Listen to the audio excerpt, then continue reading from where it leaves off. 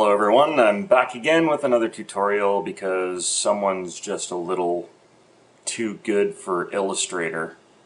So what I'm going to do is I'm going to show you how to do the voice balloons in Photoshop. It's a little more of a pain in the ass. I don't like using Photoshop for this kind of thing. I don't like working with pixels. I prefer vectors because they're easily alterable. You can change them on the fly.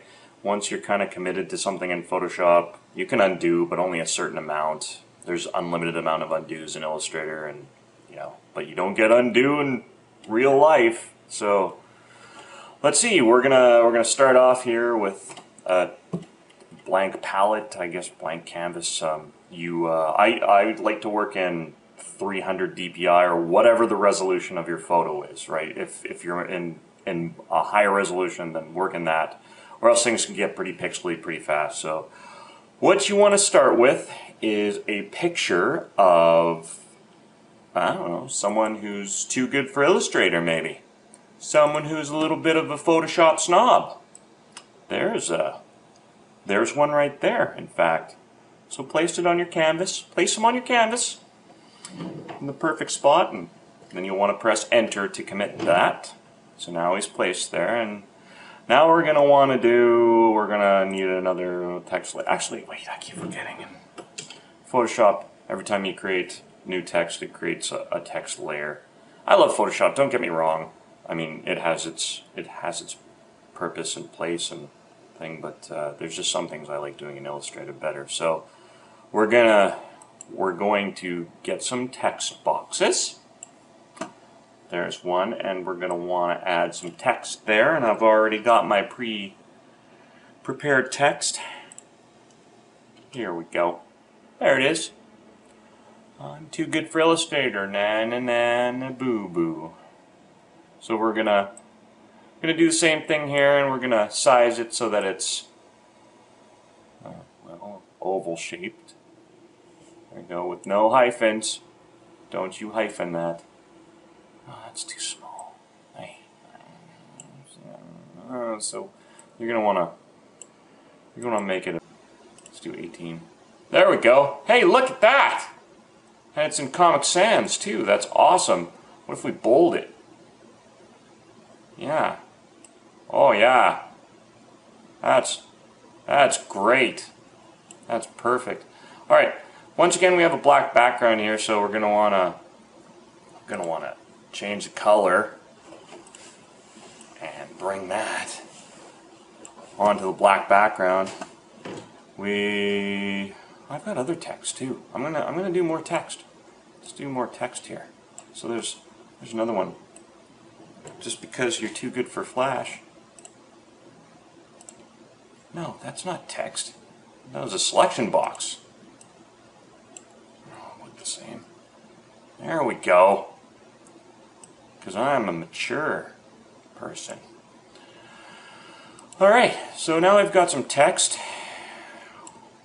And if you're, too good to use Illustrator, I have a great suggestion as to how you can do your voice balloons.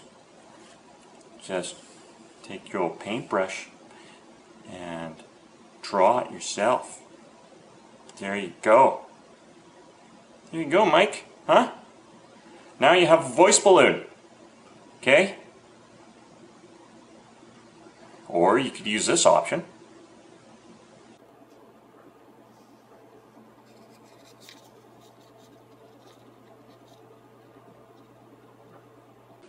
But seeing as there's other people who are, probably going to want to know how to do this in Photoshop, then let's try to do it for serious. I'm going to have to reach into my knowledge base up here and try to figure this out, kind of on the fly.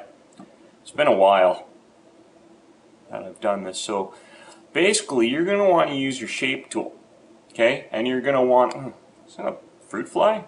I don't even have any fruit, we just eat meat in this house. You're going to want to use your shape tool. What? He-Man? He's calling me He-Man. Use a picture of me for the tutorial. Can you please make sure that it's a good pic? I don't want to look stupid. Oh, don't you worry, honey. You'll look awesome.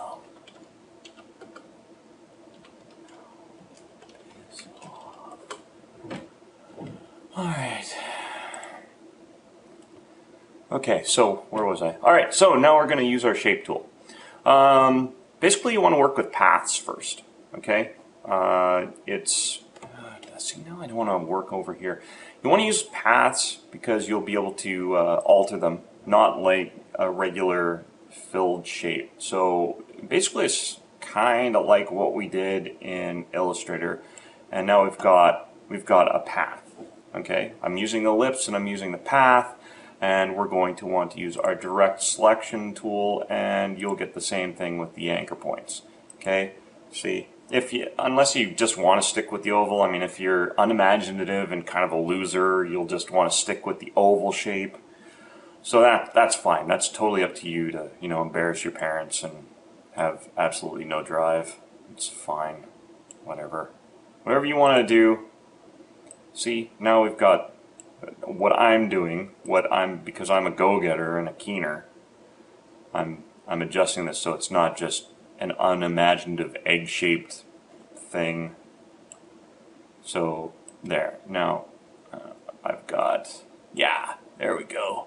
Okay, I'm gonna change the color of this too.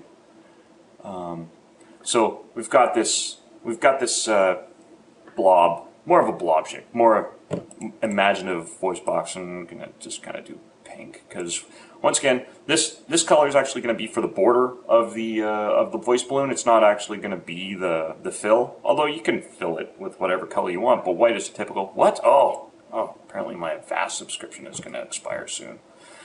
So anyway, I'm going to use pink, and what we're going to do is you're going to right-click on the path, and you can go fill path.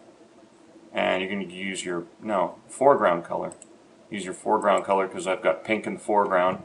And simple. There we go. See? We've got a filled path. Now, here's a cool thing. I mean, you can use these paths over again. So now I've got this one voice balloon. I'm going to, oh yeah. Don't forget to name your layers.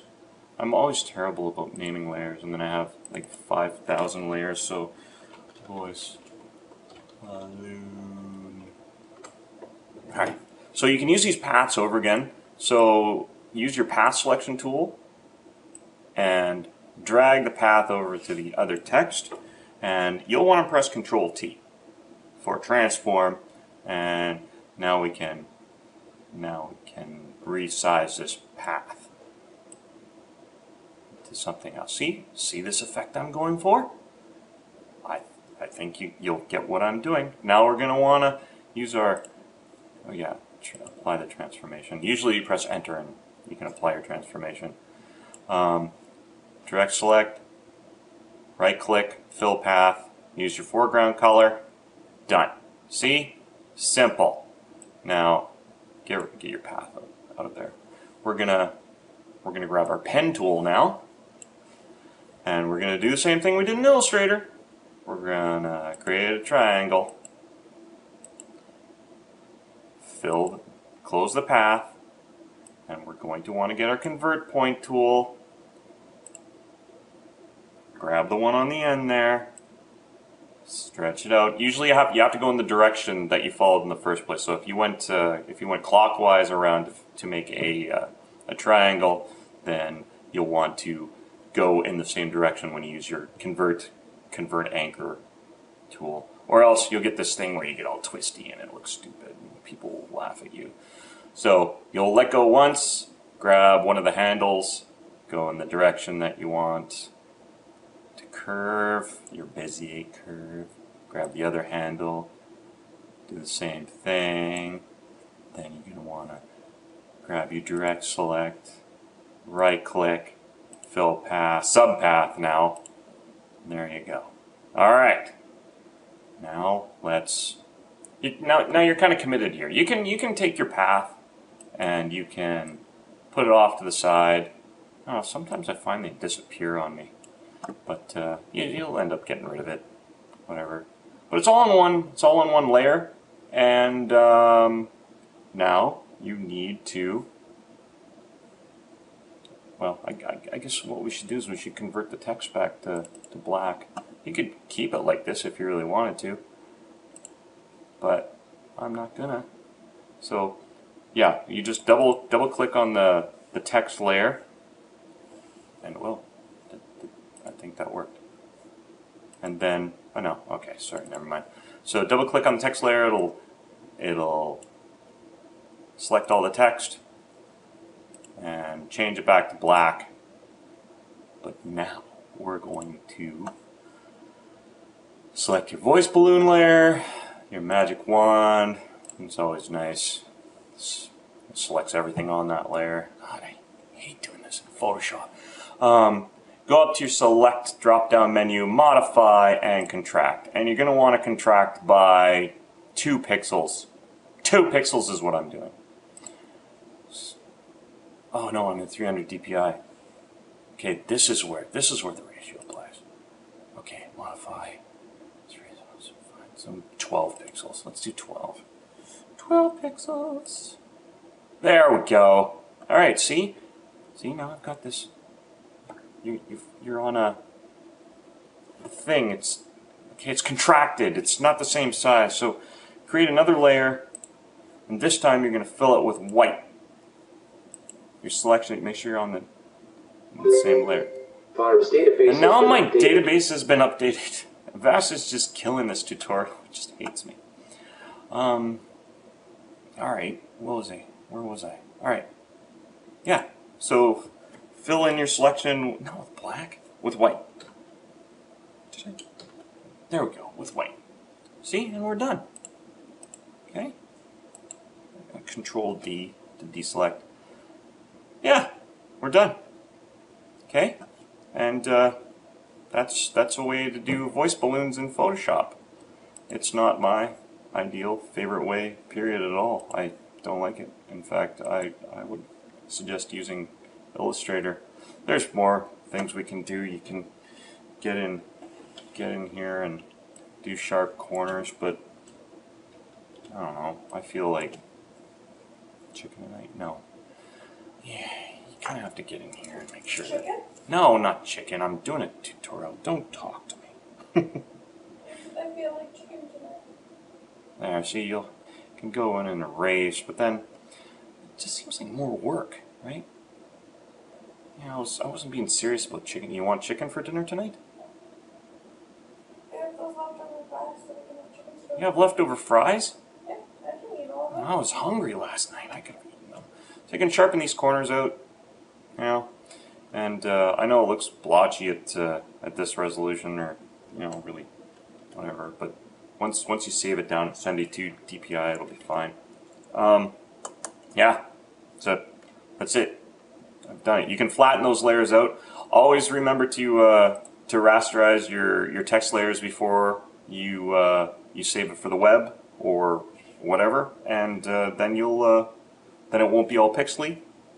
Yeah, that's it. Mike, use Illustrator, because I hate doing this in Photoshop. Hate it. Stupid. This is really stupid. I'm hungry. All right, go. Farewell. Love you. Love you all. Bye.